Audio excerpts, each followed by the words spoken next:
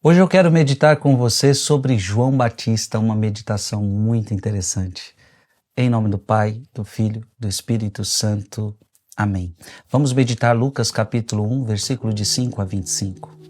Nos dias de Herodes, rei da Judéia, vivia um sacerdote chamado Zacarias, do grupo de Abia. Sua esposa era descendente de Arão e chamava-se Isabel. Ambos eram justos diante de Deus e obedeciam fielmente a todos os mandamentos e ordens do Senhor. Não tinham filhos, porque Isabel era estéril, e os dois já eram de idade avançada. Em certa ocasião, Zacarias estava exercendo as funções sacerdotais no templo, pois era a vez do seu grupo, conforme o costume dos sacerdotes. Ele foi sorteado para entrar no santuário e fazer a oferta do incenso. Toda a assembleia do meio do povo estava do lado de fora, rezando enquanto o incenso estava sendo oferecido. Então apareceu-lhe o anjo do Senhor de pé e à direita do altar do incenso.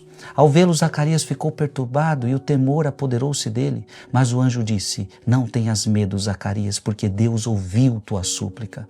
Tua esposa Isabel vai ter um filho e tu lhe darás o nome de João. Tu ficarás alegre e feliz, e muita gente se alegrará com o nascimento do menino. Porque ele vai ser grande diante do Senhor, não beberá vinho nem bebida fermentada, e desde o ventre materno ficará repleto do Espírito Santo.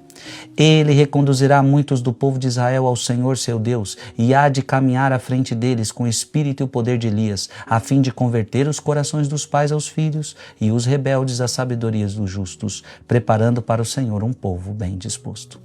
Então Zacarias perguntou ao anjo: Como terei certeza disso? Sou velho e minha mulher é de idade avançada. O anjo respondeu-lhe: Eu sou Gabriel, estou sempre na presença de Deus e fui enviado para dar-te uma boa notícia.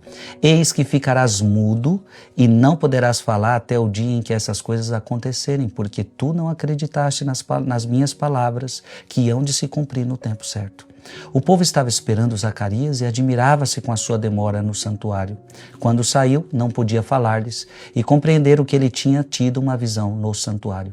Zacarias falava com sinais e continuava mudo. Depois que terminou seus dias de serviço no santuário, Zacarias voltou para casa. Algum tempo depois, sua esposa Isabel ficou grávida e escondeu-se durante 5 meses. Ela dizia: Eis o que o Senhor fez por mim nos dias em que ele se dignou tirar-me da humilhação pública. Palavra da salvação. Eu quero meditar com você um texto lindo da Liturgia das Horas, que é do dia 24 de junho, da Natividade de João Batista, que vai nos falar muitas coisas deste texto. Preste atenção. É um sermão de Santo Agostinho. A igreja celebra o nascimento de João como um acontecimento sagrado.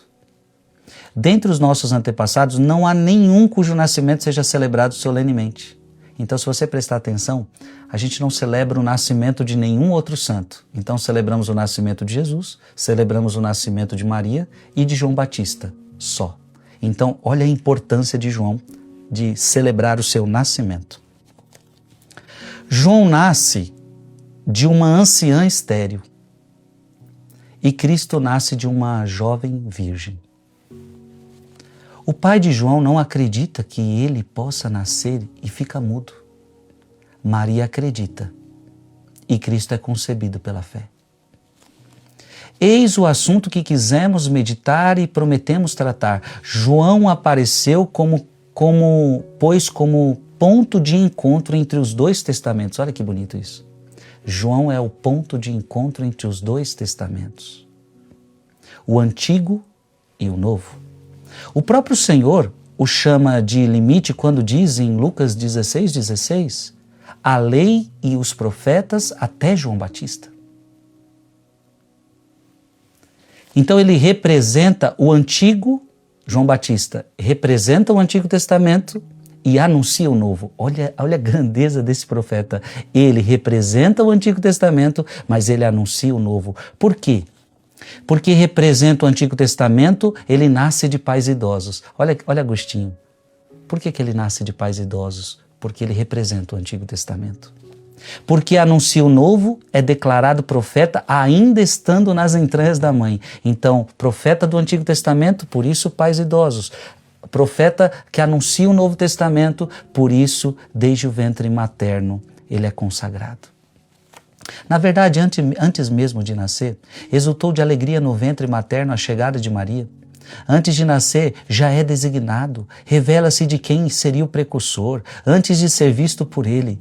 Tudo isso são coisas divinas, que ultrapassam a limitação humana.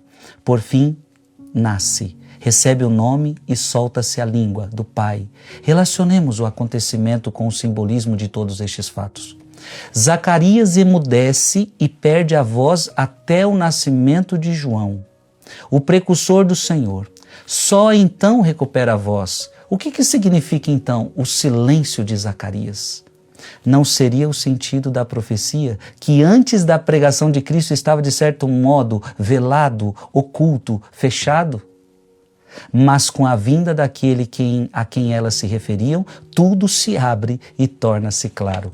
O fato de Zacarias recuperar a voz no nascimento de João tem o mesmo significado que o rasgar-se o véu do templo, quando Cristo morreu na cruz. Se João se anunciasse a si mesmo, Zacarias não abriria a boca.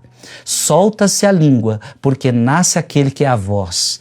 Com efeito, quando João anunciava o Senhor, perguntaram-lhe: quem és tu? E ele respondeu: eu sou a voz que clama no deserto. João é a voz, o Senhor, porém, no princípio era a palavra. João 1:1. João é a voz no tempo, Cristo é desde o princípio a palavra eterna. Meu Deus, que pena que eu tive que ler tão corrido, mas deu para você entender. É um texto profundíssimo que eu gostaria aqui de explicar para você, mas não dá tempo. A voz que desperta os ouvidos para Cristo. Escreve aqui nos comentários. Que eu escute essa voz que me desperte para Cristo. Pai, Filho e Espírito Santo. Amém.